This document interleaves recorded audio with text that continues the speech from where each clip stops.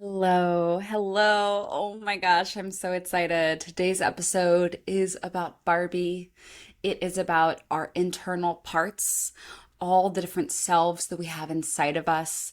It's about what happens when they become burdened, when they have to learn to play roles, to take on responsibilities to try to keep us safe, and the suffering that happens from that, and how we can help them become whole again. And it is also going to be a little bit about my own journey, reconnecting with my sensual and my play parts that were locked away, and how I have helped them come out of hiding and find their wholeness and get to actually enjoy them again instead of needing to keep them locked away. I'm talking about internal family systems, also known as somatic parts work.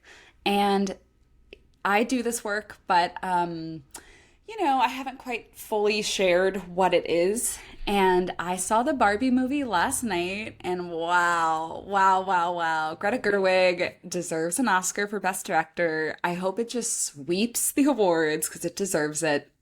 It's truly a masterpiece. Um, and it really is so symbolic for me, about it really symbolizes internal family systems as I see it. But it also just really symbolizes so much that I think a lot of women and people who are not cisgender men experience in this world, and what cisgender men do also experience as the harms of the patriarchy, because it harms all of us and not just women. So today I'm going to be talking about internal family systems, the basics of it, using Barbie as the examples because it's just ripe with case studies. I will talk a little bit about specifically how I've healed related to sensuality and playfulness, using internal family systems, and really how wholeness is always available inside of us, and that's the point of any healing, is to actually get back in touch with that wholeness. It's already there. We don't have to become perfect. I'll probably talk about the patriarchy, probably talk about some other stuff. I want to kind of tie in a bunch of things, so we'll see where we go. Okay. So let me give you a little basics on internal family systems.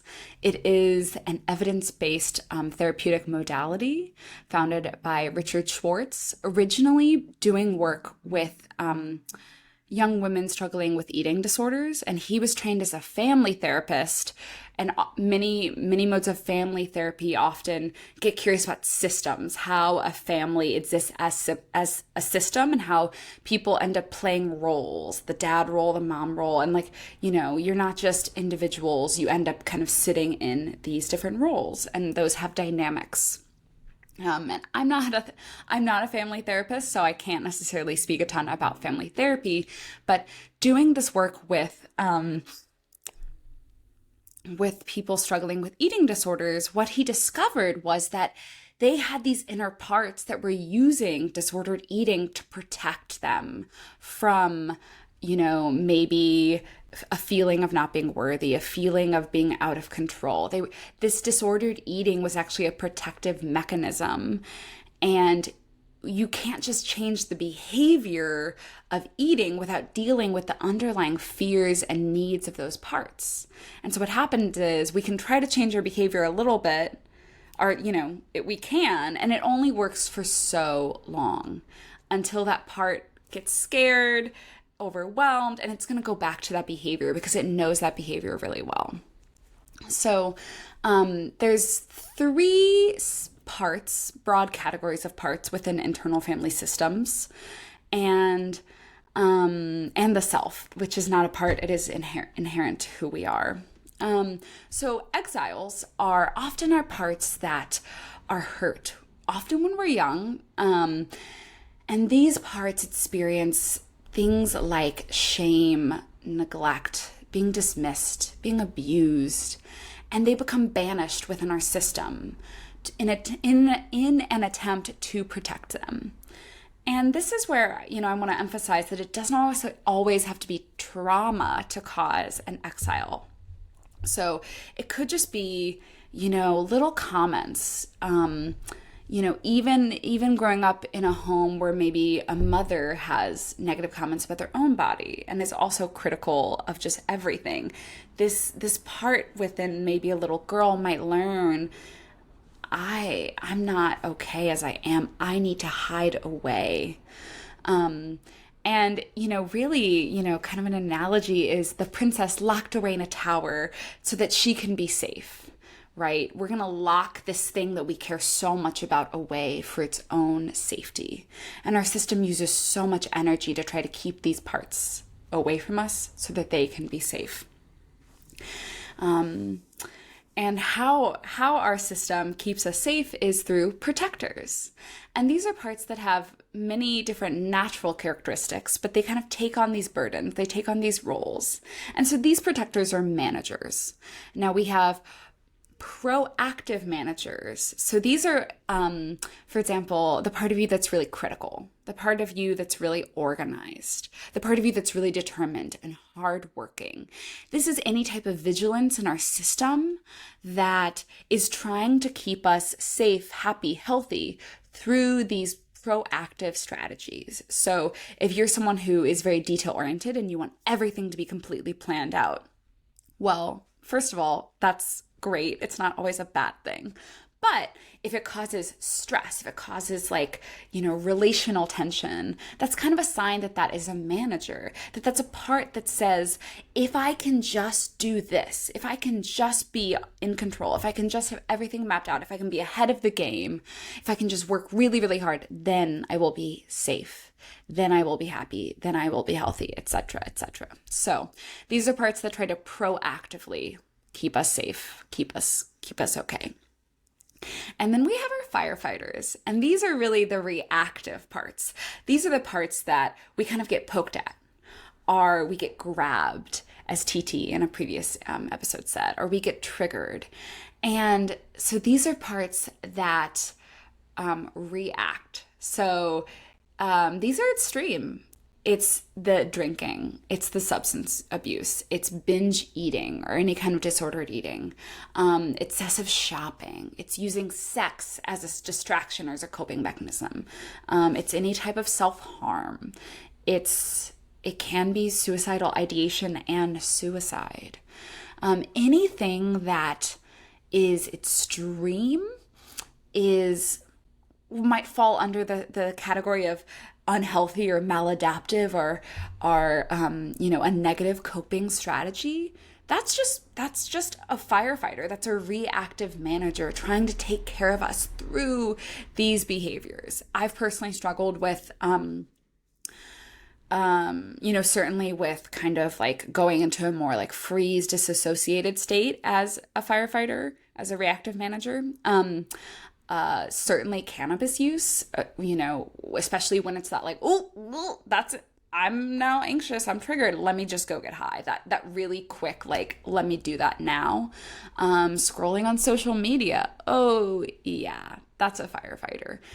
So many of these behaviors can be neutral, but in these relationships with self, with our environment, with what's happening, they are firefighters. And you almost know it's a firefighter if someone's saying, well, that's just who I am. No, babe, I'm sorry, it's actually not. Because our self is always present, no matter how much trauma we've experienced, no matter how much harm, no matter how difficult our day-to-day is and how much we seem to be in these challenging dynamics with ourselves and with others, and where we're like, wow, it's either my manager or my firefighter running the show. We actually always have access to ourself. And so many spiritual traditions, Buddhism really talks about this self, this quiet place that we always have access to, that's underneath the thoughts, underneath the sensations. And in internal family systems, the characteristics of the self are curiosity, calm, clarity, connectedness, confidence, courage, creativity, and compassion. Those are the C's of the self.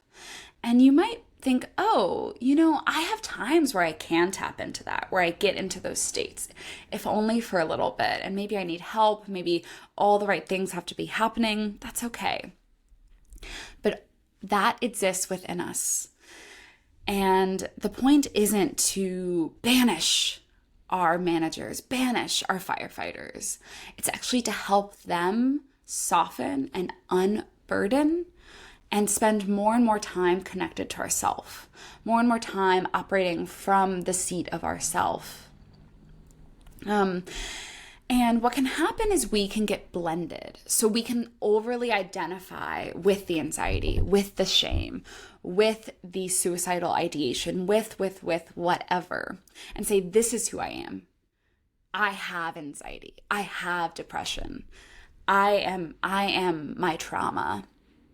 And so, again, it's not that we never experience those states, those thoughts, those physical sensations, those behavioral patterns, but it's that we unblend and can see, oh, I am myself, and I have this part that leans towards this behavior, leans towards this way of thinking, because it's burdened.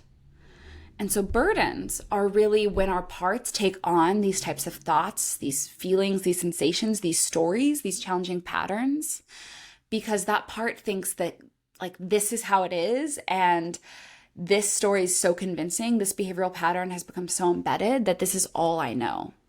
So beliefs of like, I'm unlovable, I'm worthless, I'll never find love, I'm just not that smart. Even, beliefs like the world's a hard place, any kind of story arcs like that, congrats, that's a part that is burdened. Shame, anxiety, suicidal ideation, those feeling states, those are burdens. They can happen momentarily among all of us, but when they happen more and more habitually, congrats, that's a burden. Patterns like addiction, binge eating, unhealthy relationship patterns, anxious attachments, those are burdens. Physical sensations, having pain that flares up again and again and again. Sometimes it's truly structural. More often than not, it's a burden. More often than not, there's an emotional component to it. So we're not trying to make this go away. And this is what most behavior change just gets absolutely wrong and only makes us shame ourselves further. The name of the game is to not be like, I'm never going to do that thing. Wow, I keep eating ice cream in the evening and it's having all these impacts and I don't want to do it. And I'm just going to stop. Yeah, good luck. That's not going to work. Why are you eating the ice cream? What is it doing for you? How is it serving you? So what we do is we get to know the parts and we get to differentiate them and say, oh, wow, I do have this whole cast of characters. How is each one serving me? What are their fears? What needs are they trying to take care of? And how can I help them understand that we are safe? We're not in the past. And there are other ways to get those needs met. And once they truly are on board with us getting our needs met in quote unquote healthier ways, they will soften. Now, we have many parts and they can get polarized and they can kind of fight and be combative. And there's a whole dance. And this takes time. But each part, it loves us and tries to take care of us. And the name of the game is to get to identify with the self, even if just 5% more today and just 5% more. And that slow identifying with the self and being able to witness all of our parts and love them and care for them and give them compassion. That's healing. That's connecting with our inherent wholeness, viewing ourselves through love, even our worst parts.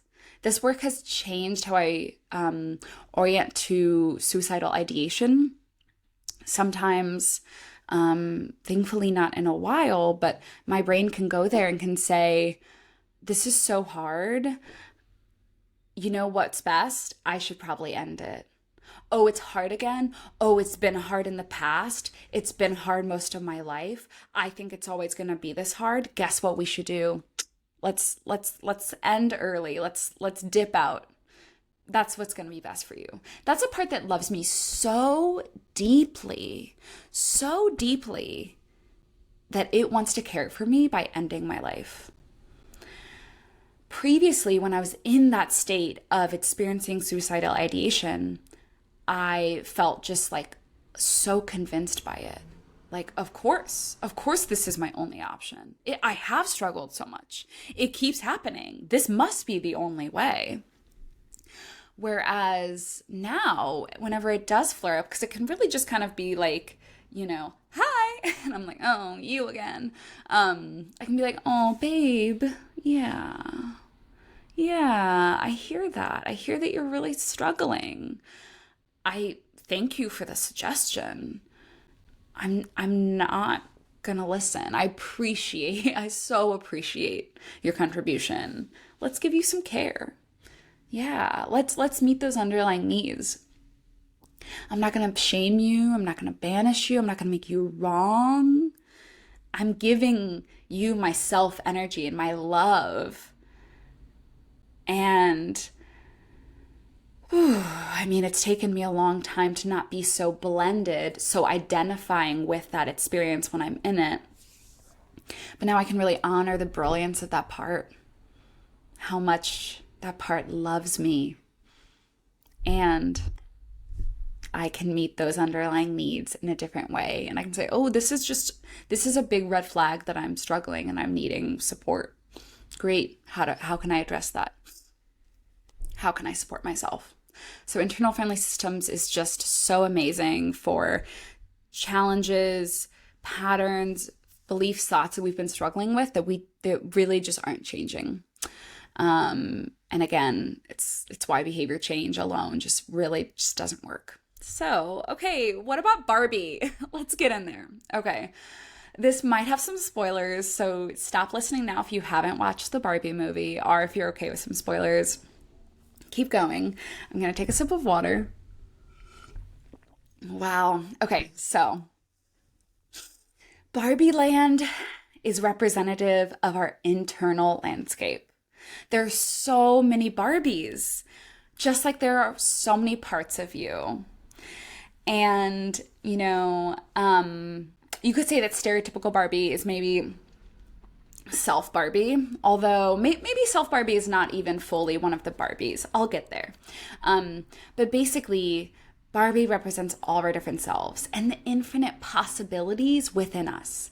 And that we do have these different selves that have different strengths and different characteristics, different tendencies. We have President Barbie, we have Astronaut Barbie, we have Mother Barbie, we have Teenage Barbie, like infinite Barbies, and they are all inherently worthy. They are all inherently whole. They are all inherently brilliant. Just like 2-year-old you is as worthy and deserving of love as current you, and just truly all the yous that exist are beautiful. And really that the human potential within all of us is infinite and whole in and of itself. Screw the idea of original sin. Oh, not having it. So Barbies in their land are unburdened selves. They are ourselves that exist, all the multiplicity, if that's even a word, within us, beautiful as it is. And in an ideal world, we each have all of ourselves and they're dancing, and the way we make decisions, we're like, ooh, how does my playful self feel about this? How does my strategic self feel about this? How does my tender, mother self feel about this? And once all of ourselves are on board, we go do a thing. And if parts of ourselves aren't on board, we're like, oh, let's get curious about it. But ourselves can become burdened.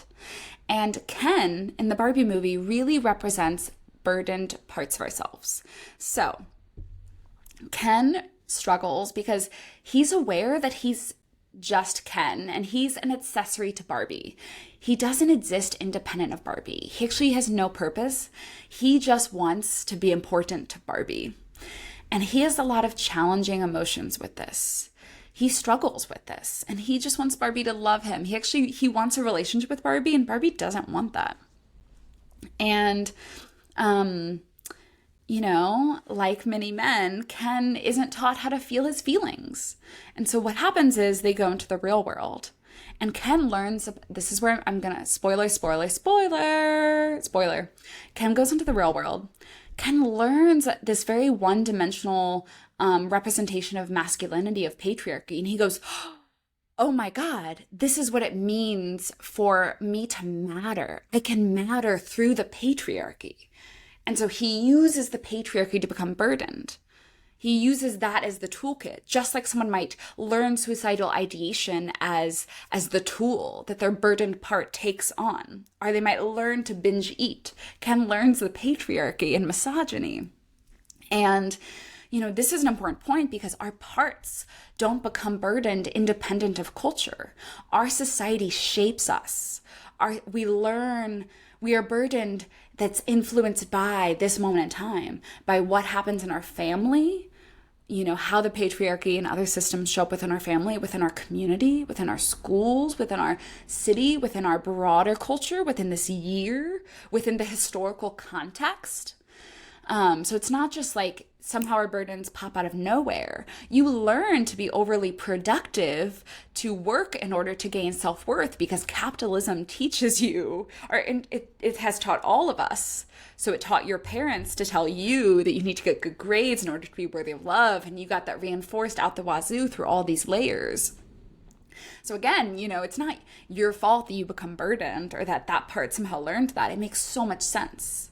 It makes so much sense why someone like Ken, who wasn't feeling worthy, goes into this world, learns about the patriarchy, and says, well, this is it. This is it. Oh my God. This is the answer to my problems. And so Ken, homeboy, Ken goes to an extreme version. Again, spoiler. He takes over Barbie land and makes it into just this bro masculinity hellscape. And he ends up essentially brainwashing the Barbies to be sex objects and to just be accessories to the Kens. The nuance is that it seemed like the Kens actually did enjoy Barbie land, minus the OG Ken. But in this world, Barbies don't have their own interests. They are literally just playthings for the men.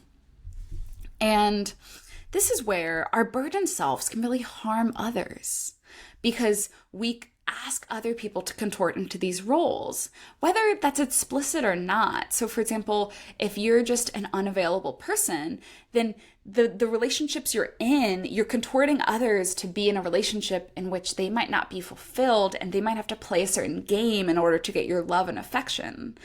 And they're consenting to that whether they realize it or not, probably because they have burdened parts as well, who believe, oh, I have to play this game in order to be worthy and loved. So what happens is, because of Ken's massive burdens, the entire Barbie land is then burdened. And everyone is playing these roles that are harmful to all of them. And it's interesting because, in Barbie land, you have Barbie president, you have a Barbie Supreme Court, and it's all groovy, it's all equal. And in my eyes, that really represents what would it be like if it was self-led, if that self-energy was leading, versus when burdens take the lead. Then we have people like Donald Trump becoming president and being reactive firefighters who are so hurt that they are doing everything they can to hurt others. And the thing is, what really helped Ken was Barbie holding space and Barbie actually listening to him. And him being able to say, I wanted your love. I wanted to matter. I wanted to be a person who's worthy, independent of you. And thanks to her holding this space for him, he was able to realize, and with her encouragement, that he has to go become himself. He cannot be patriarchy Ken. He cannot be, Barbie's boyfriend Ken. He has to be himself. And so many of us learn to put on these parts, and we're celebrated for being a perfectionist, for being a people pleaser, for being type A go-getter, so good at our job, so good at supporting others. And that may get you far in life, but that's not who you really are. You may have natural tendencies. You may be really good at organizing. You may be really good at listening. But as long as you're doing that from a burdened place of trying to get love and acceptance through playing this role, consciously or unconsciously, you will never be happy, and it will never actually nourish yourself. There will always be an exiled part of you that's locked away, that this role, this burden is trying to meet. And so just like Ken had to let go of the role of patriarchy, had to let go of the role of being Barbie's Ken. And the movie doesn't really go there, but, presumably Ken goes on a journey of finding himself. We all have to do that. Who are we really? Who is this self? Who are these different parts? If each part could fully be themselves and have the type of full life that they want, what would that be like? And so I want to talk a little bit about the two parts of me that were really exiled. And those parts are my sensual, sexual self and my playful self. Because of sexual trauma, as well as just being sexually objectified, I look like Barbie. I have Barbie proportions. I have a bra size that you cannot get in regular stores. I have to go to a specialty store because I'm so thin with such big boobs. Like, I am Barbie. I'm blonde. I just people look at me and they don't always see a human, right? I get catcalled. For so much of my life, I did feel like I was being viewed as a sexual object. And that started at a really young age. And even before then, I was aware of how the men in my family viewed and talked about and treated women. Those little comments they make. I was really aware of how women are sexually objectified. And then I experienced sexual trauma. I experienced men not asking for consent. I experienced men not honoring my boundaries when I clearly communicated what I was interested in, how far I wanted to go with them. Them blazing far beyond those, using my body without my consent. And so my system learned to exile my sensual, sexual self because it's not safe, because I get hurt. I get used. And so it makes so much sense that my system said, let's lock her away. And alongside that, let's lock away my playful self. It's not safe to play. Instead, I really learned to be hypervigilant, to be protective, to be on guard, especially around men. What's their energy? Are they looking at me? Oh God, they are. I'm not going to be open to them. I need to suss them out. I need to make sure, and maybe I need to, if I am interested in them, is there commitment? Are you really into me? Is it safe to open up? And at the slightest comment, go into a freeze response, go into tension, go into disassociating, whether slightly or fully, reaching for that cannabis. Wow, that was so, anxiety has now flooded me. I need to get high. I need to escape this. Scrolling, right? So many different behaviors to leave this present moment, because in those moments of sexual trauma, either I said no and it wasn't honored, I communicated what I wanted and that wasn't honored, or no one even asked me. So I couldn't leave. So it makes so much sense that my system exiled the parts of me to protect me, the parts of me that can actually feel good. It said, nope, we're locking those away.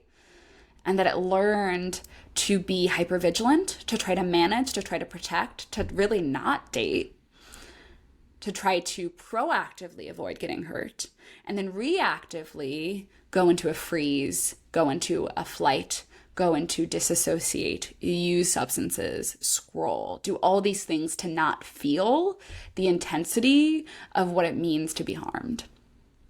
And again, this doesn't happen in isolation. This is the patriarchy playing out on an individual level. It is the way that we are all shaped by our culture, by social norms, by policies or lack thereof, by what's taught or not taught in schools, by what is taught in homes implicitly and explicitly, just the norms you see, the comments someone makes about other people's bodies. So this shaping, this burdening isn't individual, it is collective, and it's happening individually, and it's happening interpersonally. And the thing is we cannot force our parts to change. They have to feel safe enough to let go of the burdens, to let go of those protective strategies. So for me, I would dip my toe in sensuality and then get deeply triggered. I would try pleasure practices and then completely disassociate. And so then I had so much fear of like, well, like, it's so sad that if I try to touch myself, I disassociate. So I'm not going to try. It's actually easier to just like not have a relationship with my own body and my own sensuality and to not have that intimacy with others. So connecting with our parts, establishing safety happens before we can ask our parts to let go of their burdens. And it's that slow, over time, helping them understand that we are safe. So for me, I really had to learn how to say no. I really had to learn how to honor my own no at the first sign of no. I'm not going to go on a date with you because I feel zero curiosity about you. And guess what? If I go on dates that I'm a meh about, dudes end up kissing me without my consent. I'm really only going to honor my fuck yes. Even though there's relationship books that say, yeah, go on a bunch of dates. That doesn't work for me. That doesn't work for my parts. They get scared. So I really had to learn, what do my parts need? How do I operate in a way that prevents my firefighters, those reactive parts, those reactive behaviors from coming online? How do I help my more proactive parts get their needs met? So for example, the way I date is by like, let's hang out as friends for a while. Like I really want, my system needs safety. I need to get to know you. I actually cannot decide if I'm into someone when they're overly into me and when they're trying to kiss me after the first date. Nope, that's a red flag. That brings on my firefighters. So learning, what do my different parts need to feel safe enough to not go into those more extreme states? And by over time, helping those parts unburden and soften and creating safety and finding the right containers for my exiles to come out. So I've started doing S Factor, which is pole dancing and sensual floor dancing. And oh my God, it's amazing. It's amazing. I highly recommend go to S Factor.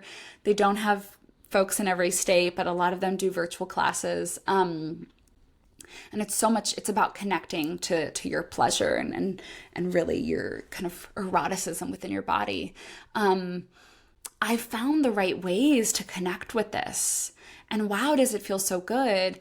And I don't shame myself for not being able to do it in ways that other people can, or for needing a lot of emotional intimacy and connection and safety before I go there with someone.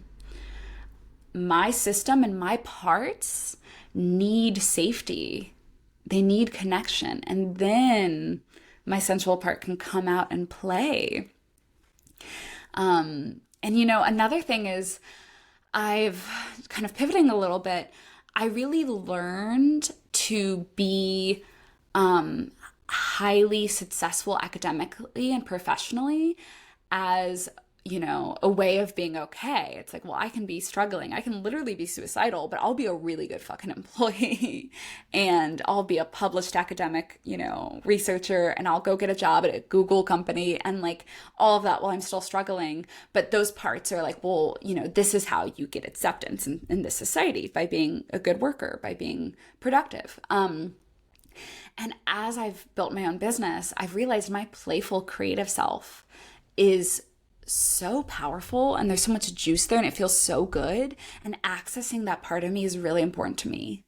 So I've carved out time to play, to make silly videos, to do more acting, to do this podcast in a way that's very flowy and generative, instead of this previous part where it's like, it has to be right, it has to be correct. Someone's going to evaluate you and they're going to judge you if it's wrong. I had to really say, oh, I appreciate that. And I love that you want to really be accurate to the literature.